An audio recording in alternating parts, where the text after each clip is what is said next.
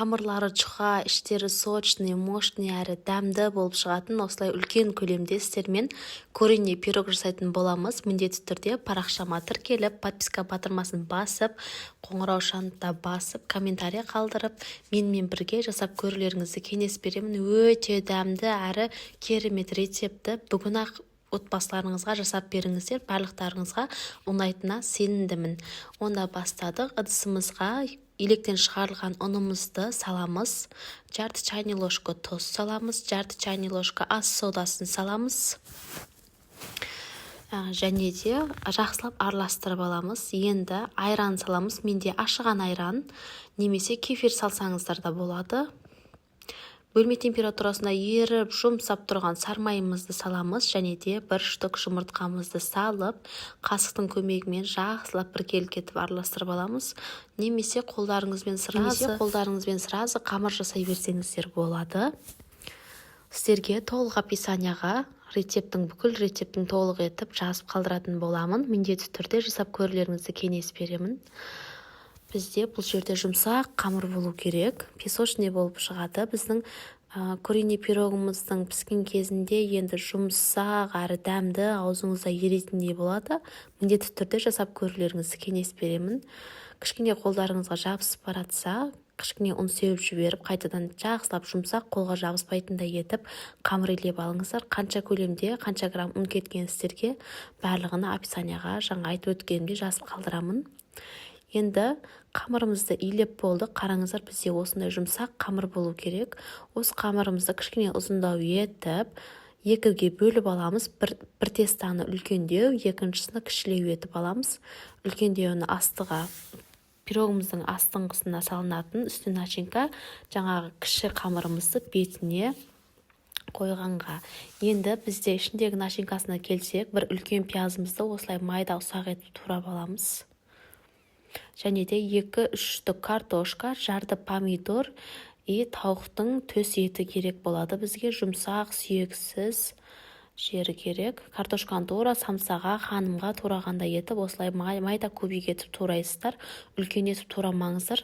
Пирогымыздың ішінде піспей қалады. Біздің бұл пирогымыз 180 градуста небәрі жарты сағатта пісіп шығады. Сондықтан үлкен етіп турамаңыздар картоптарыңызды. 2-3 картошка турасаңыздар жеткілікті. Помидорды не үшін саламыз? Біздің пирогымыздың начинкасы ішінде сулы, әдемі болып, сочный болып шығу үшін саламыз. Ұнатпасаңыздар, салмасаңыздар да болады. Осылай майда етіп, соғын шығарып, турап аламыз. Кубик етіп, көріп тұрғандарыңыздай.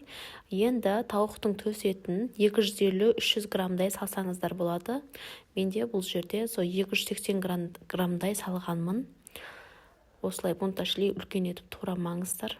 Піскен кезінде үлкен болып тұрмасын пирогтарыңыздың арасында. Осылай барлығыны бір көлемде етіп турап аламыз. Мощный пирог болады. Міндетті түрде бүгін-ақ жасап көрулеріңізді кеңес беремін. Енді барлығы начинкамызды ішіне салып, дәмдеріңізге қарай тұз, қызыл бұрыш, қара бұрыш саламыз. Мен қызыл бұрыш қатты көп салмадым, балдарым жейтін болғандықтан.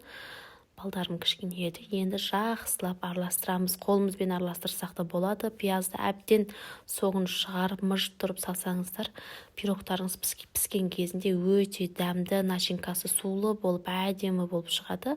Жаңағы тындырып қойған қамырымызды үлкенін алып, қамырға бұлап, жақсылап жайып аламыз, жұқа етіп. Мен әселпештің домалақ үлкен листына жасадым. Сіздер өздеріңіздің қалауларыңызға қарай.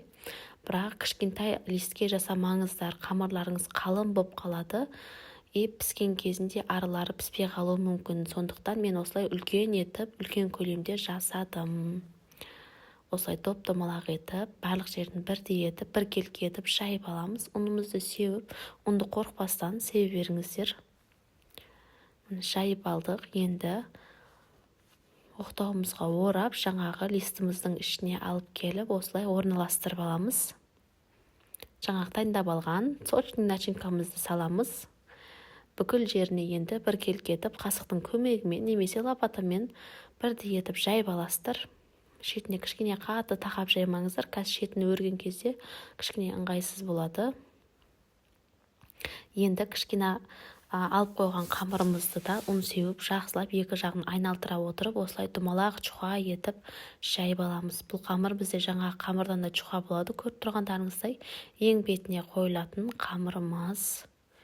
Жеген кездеріңізде песочный болып, үгілмелі болып, өте әдемі болып шығады.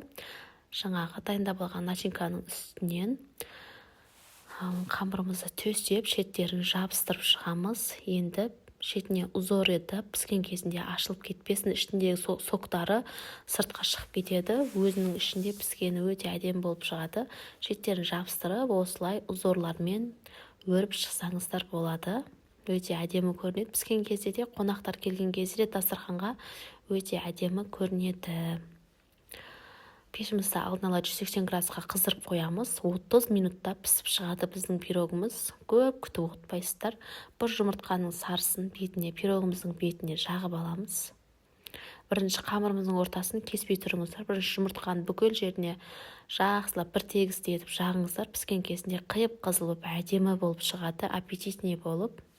Енді тура ортасынан осылай пилюстетіп кесіп аламыз. Піскен кезінде газ араларына ыстық кіріп, ауа кіріп, іштері полный пісу үшін осылай кесіп қойыңыздар. Бетіне әсемдеп, сәндеп осылай күнжіт сепсеңіздер болады, немесе мак сеуіңіздер.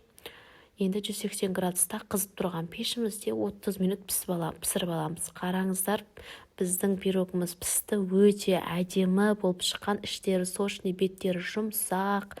Міндетті түрде жасап көрулеріңізді кеңес беремін. Біз бір отырған кезде жартысын жеп қойдық, жолдасым екеуміз.